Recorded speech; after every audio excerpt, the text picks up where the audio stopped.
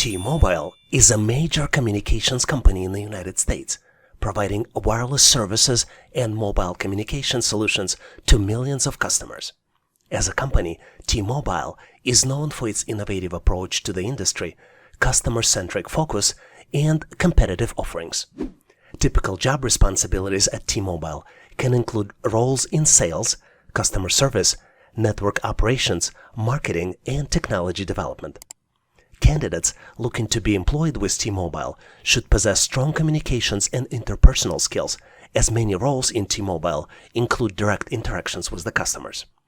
Additionally, technical skills in the areas like telecommunications, IT, and digital marketing are highly desirable depending upon the specific position. For the benefits, T-Mobile provides a comprehensive package that typically includes health and wellness benefits, retirement plans, paid time off, employee discounts on T-Mobile products and services, and opportunities for career growth and development within the company. T-Mobile also values diversity and inclusion, promoting positive work environment and encouraging collaboration and innovation. This is Vadim from Online Training for Everyone, and in this video, I'll share with you how to pass an assessment test and get you hired for your dream job.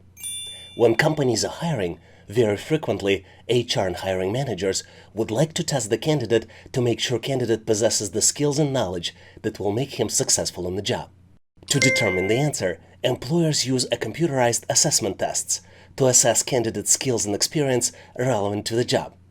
Assessment tests are also helpful to determine candidates' potential and make sure a new hire makes the right decisions on the job. In this video, you will have everything you need to get prepared for an assessment test.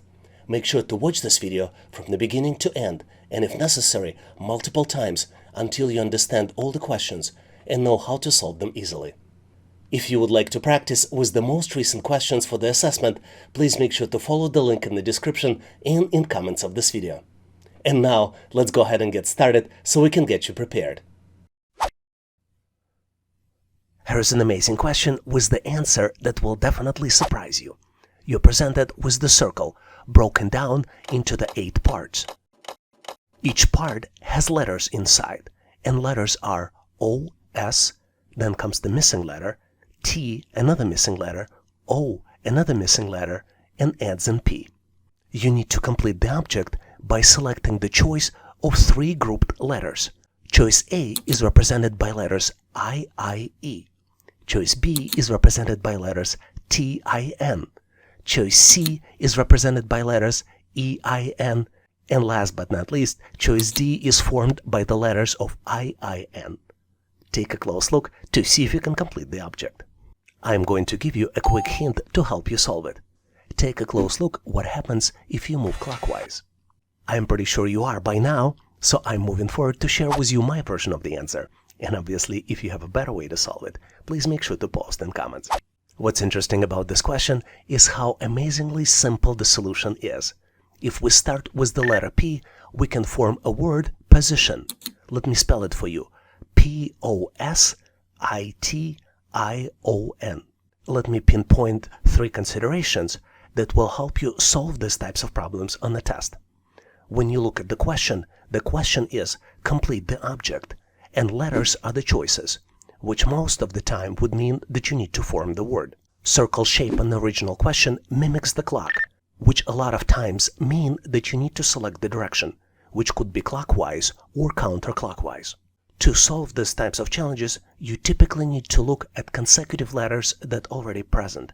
So the 3 consecutive letters that are present are P-O-S, which would kick off your thinking about the word position. As you might have guessed by now, the correct choice here is choice D, letters I, N, which help you to form the word position. Did you come up with the different answer? Or maybe you have other tips on how to solve these types of challenges? Please make sure to post in comments.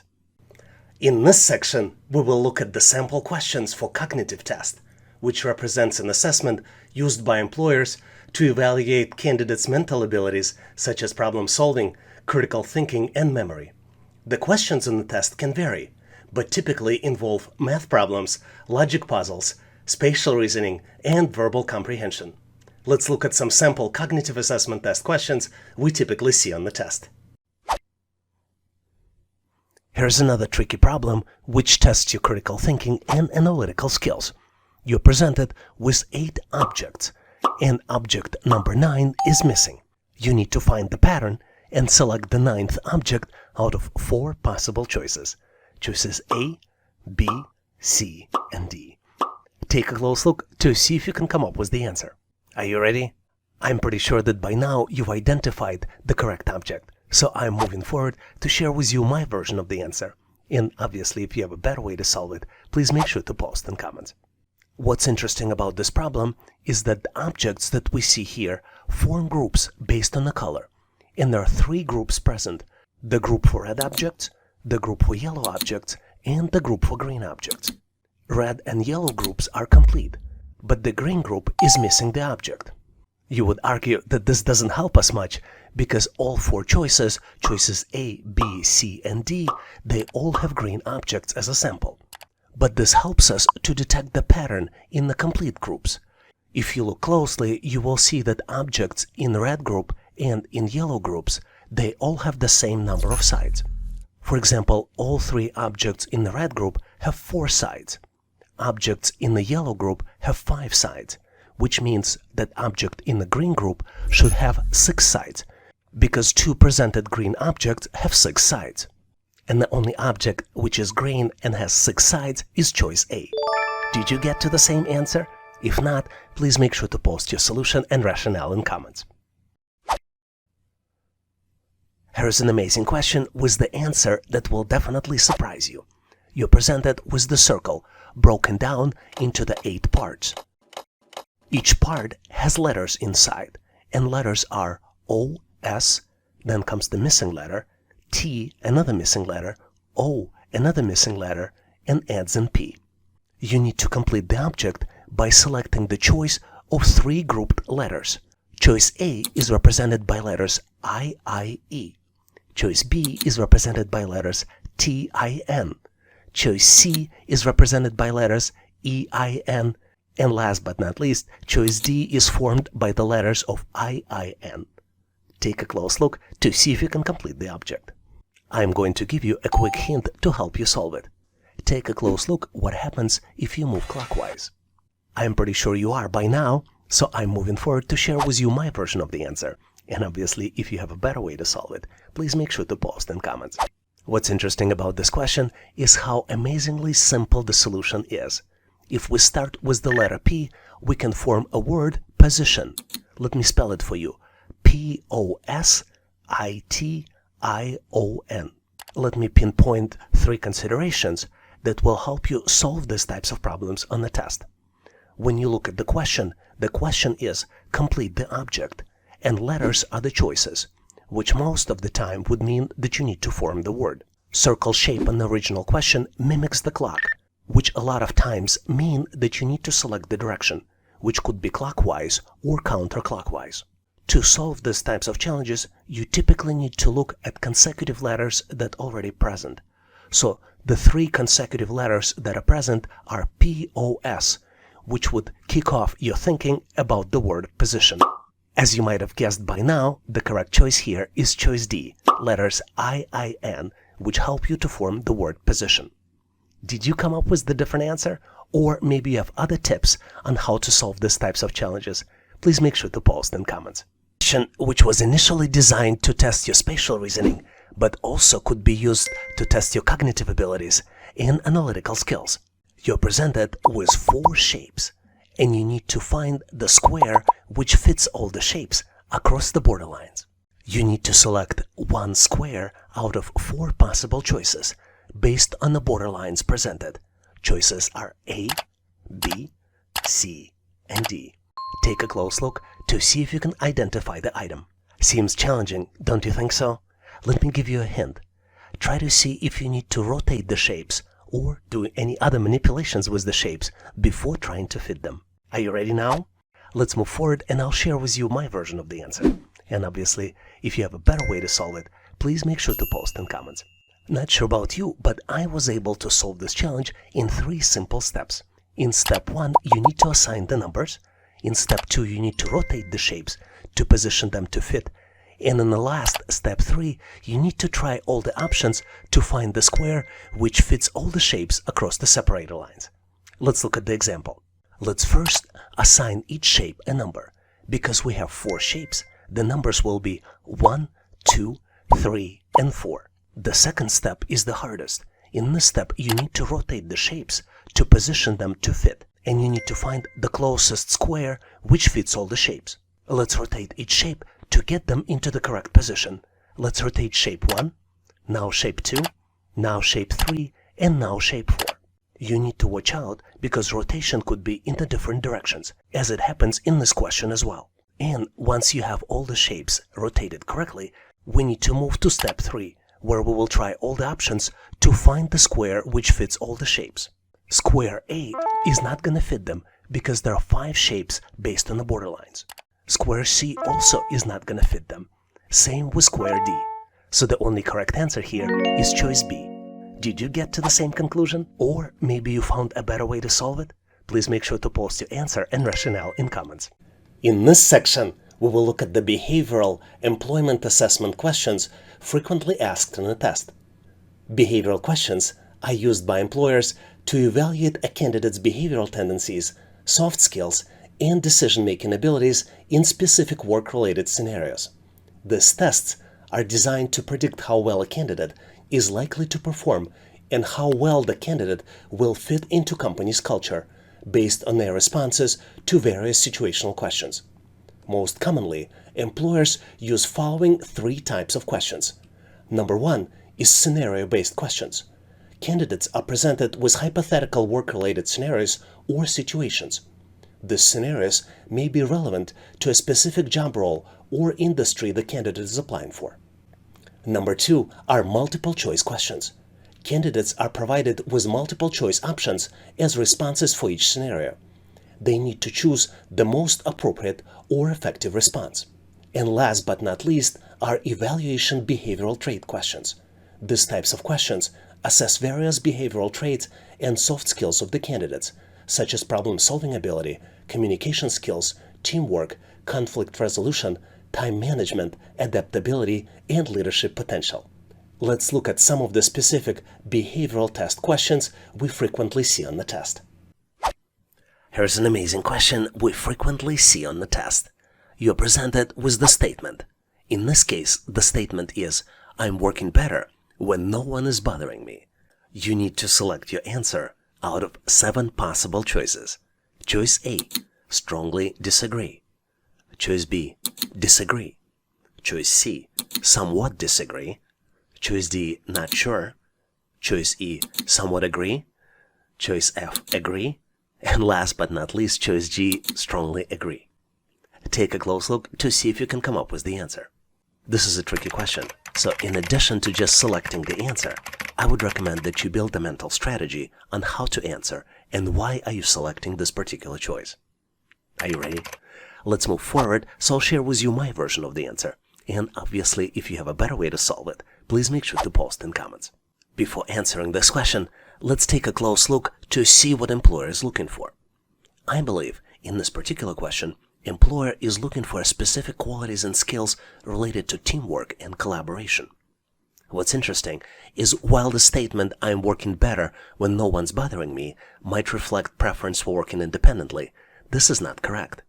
This statement, if answered incorrectly, raises concerns about your ability to function effectively within the team-oriented environment. To better understand how to answer, let's imagine the scenario where you're answering this question during job interview. How would you answer?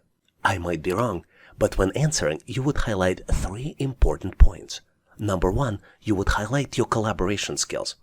You would emphasize your ability to work well with others and your experiences in collaborating on projects and tasks. You probably would benefit by providing examples on how you communicate effectively, share ideas, and respect diverse opinions. Number 2, you would discuss successful team experiences. You probably would provide examples of times when you worked effectively in a team setting and collaborating to achieving positive outcomes. And last but not least, I would recommend that you acknowledge your independence but show adaptability. While it's okay to appreciate periods of uninterrupted work, it's essential to demonstrate your adaptability to work in a team when required. Now let's summarize and look at important considerations on how you can answer these types of questions. There are a few important criteria to keep in mind. Number one is that this question measures your level of sociability.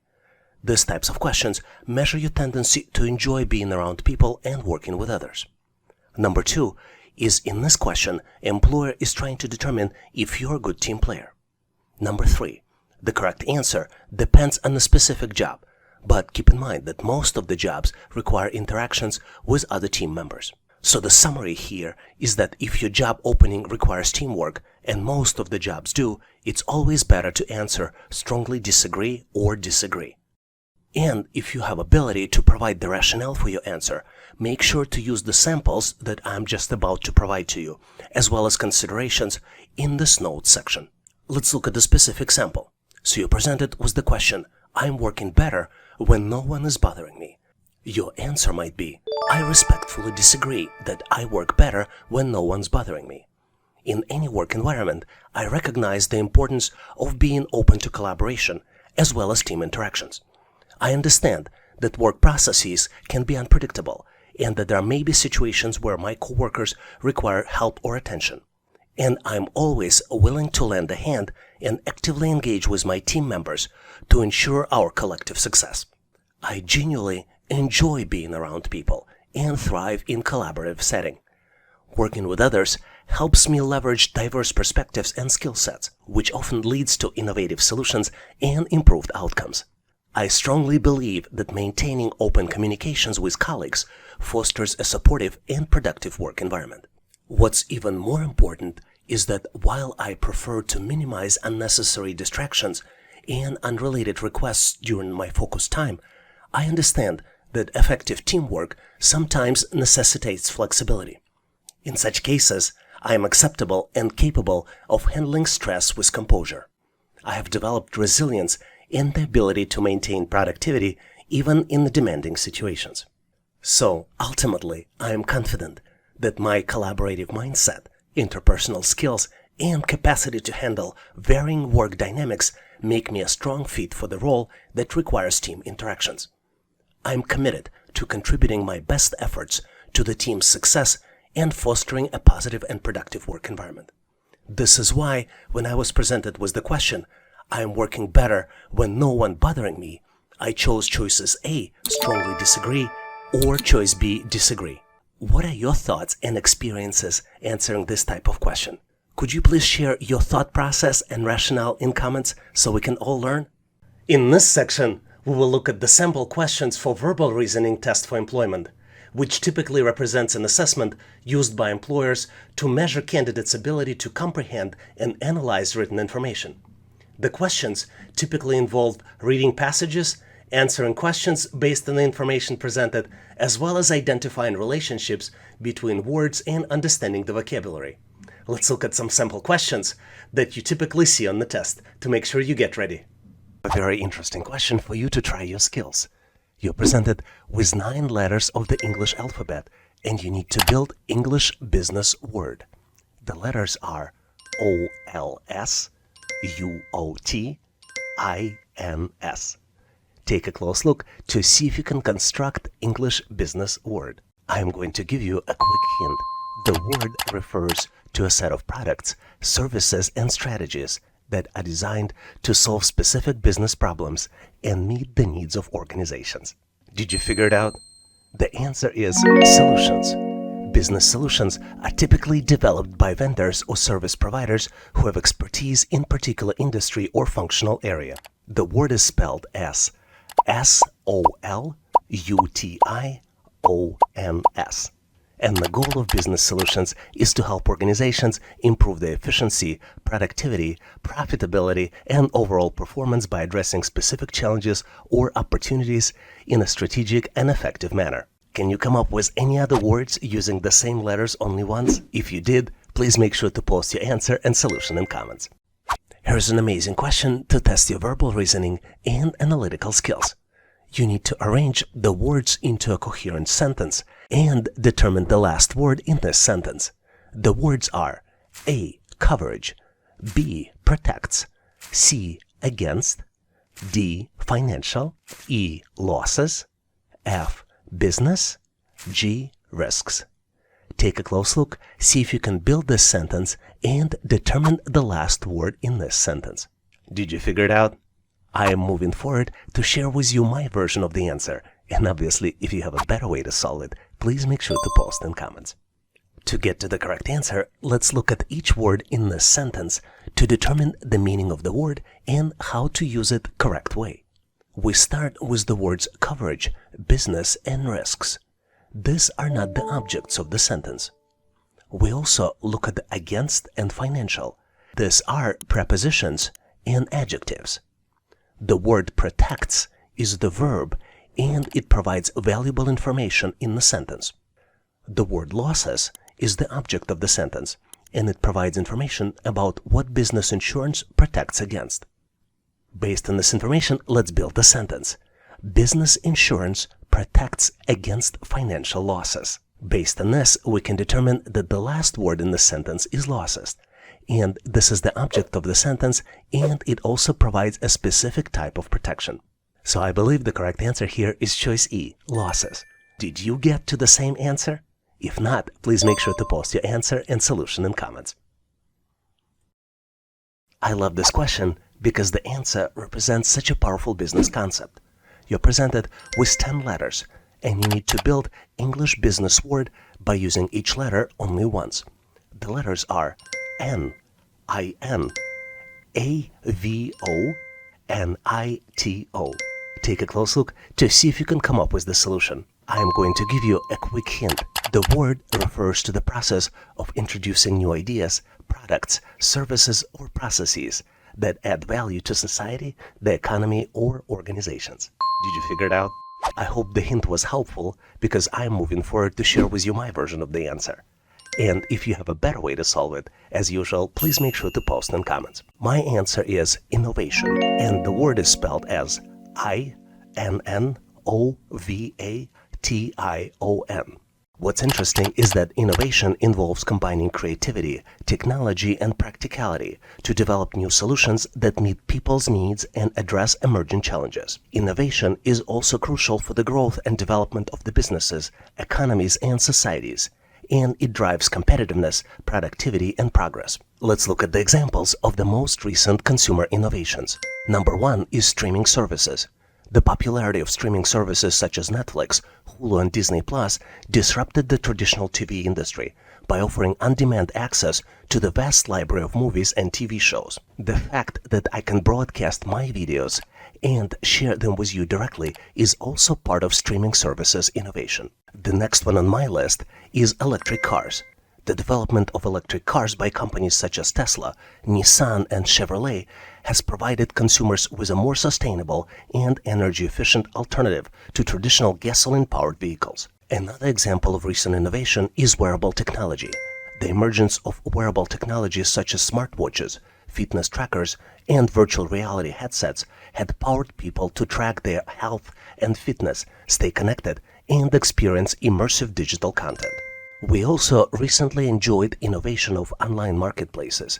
Companies such as Amazon, eBay, and Etsy revolutionized the way people shop by providing them with vast selection of products, competitive prices, and fast delivery options. And last but not least on my list is the smart home technology. The rise of smart home technology allowed people to control and automate various aspects of their homes, from lighting and temperature to security and entertainment, using voice commands and mobile apps. Do you know any other examples of recent innovations? Please make sure to share them in comments so we can all learn. Thanks for watching. I really appreciate you for helping us to become one of the largest YouTube channels to help people become smarter, increase your IQ, and help you to pass any test. If the content was helpful, please click the like button to help YouTube algorithm promote this video and help other people to find it faster. Giving us a like is also a way for you to tell us that you need more content like this, and when you tell us, we'll make sure to deliver it for you in the future. For links to free and premium resources, please check the description. You can also go directly to our website, howtoanalyzedata.net, to download the materials. I really appreciate you for your endorsement, support, and patronage of this channel. And thank you for considering to become YouTube member and considering to subscribe. Please leave feedback, suggestions, or corrections in comments. And all the best on your journey. I'll see you in my next video.